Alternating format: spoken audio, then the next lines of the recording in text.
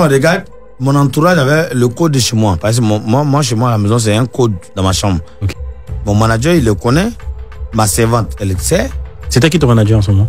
Momo manager. J'ai formé de toutes pièces. Okay. L'affaire des 14 millions de Guigui Ramatoulaye prend une autre tournure. Salut et bienvenue à tous. On vous explique dans quelques instants.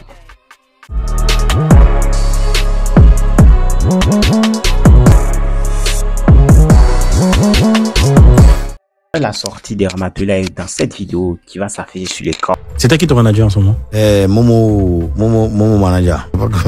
Bon, ok. Les enquêtes sont à quel niveau? Le commissaire du Benjaville. Ok. Il est en charge de l'affaire. Il a trouvé la personne. La personne a fui pour aller au Ghana. Ok. Donc on attend. D'accord. Voilà, on attend. On va l'attraper comme le pas. Ok. On le pas, non? On va le pas. On va attraper, il est au Ghana.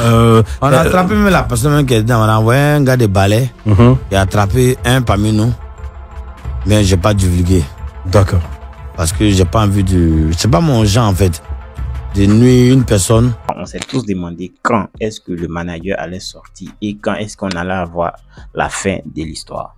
Là, on vous assure que l'affaire est très loin d'être terminée parce que dans cette vidéo, on va essayer de vous expliquer les deux faits en quelques secondes.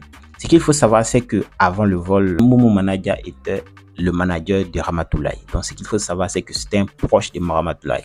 Et dans la vidéo qui a circulé d'ailleurs, c'est que Ramatoulaye a souligné que deux personnes avaient seulement accès à sa chambre, c'est-à-dire le manager et la servante. Donc après le vol et tout, il y a eu une plainte qui a été posée à la police et il y a l'autre plainte qui a été faite de façon traditionnelle, c'est-à-dire le test au balai.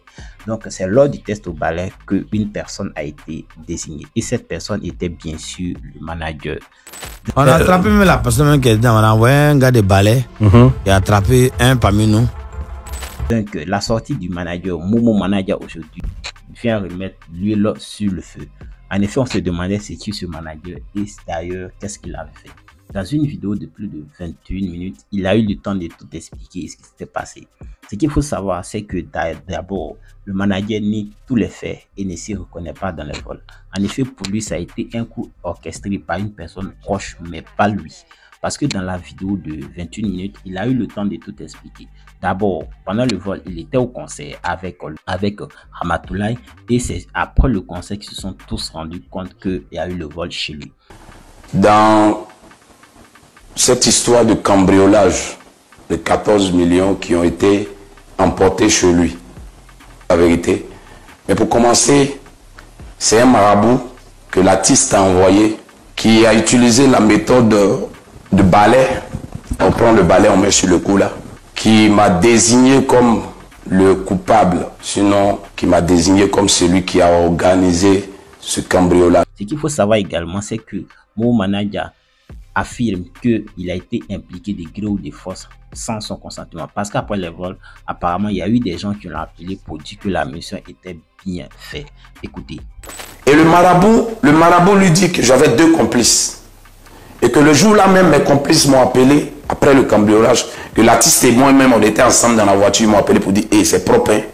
On a fait le truc, c'est propre. Le marabout a dit ça à l'artiste le jour où le balai me prend.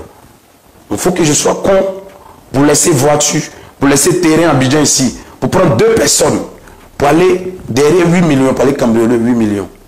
On va partager à combien? À 3, 8 millions. Il faut que je sois... Ah oui, vous avez bien entendu. Donc, suite à cela, il y a eu des plaintes qui ont été posées. Mon manager a essayé de laver son œuvre par tous les moyens. Mais après plusieurs tours à la police ou au commissariat, il n'a pas pu faire quelque chose. Que je défile le commissariat. Je défile là-bas.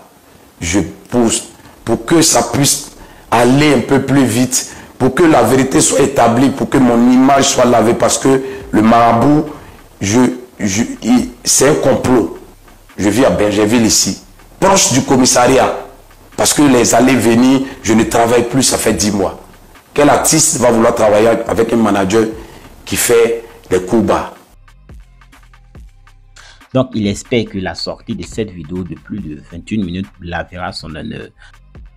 Parce que d'ailleurs, après l'accusation contre sa personne, il s'est senti seul. Manager affirme posséder des preuves que ce n'était pas lui.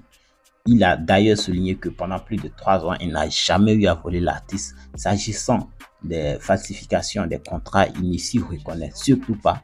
Donc, c'est une vidéo vraiment que vous devez prendre votre temps pour regarder. Si vous avez le temps, vous pouvez passer sur notre page Facebook, car vous trouverez l'intégralité de la vidéo là-bas. Merci.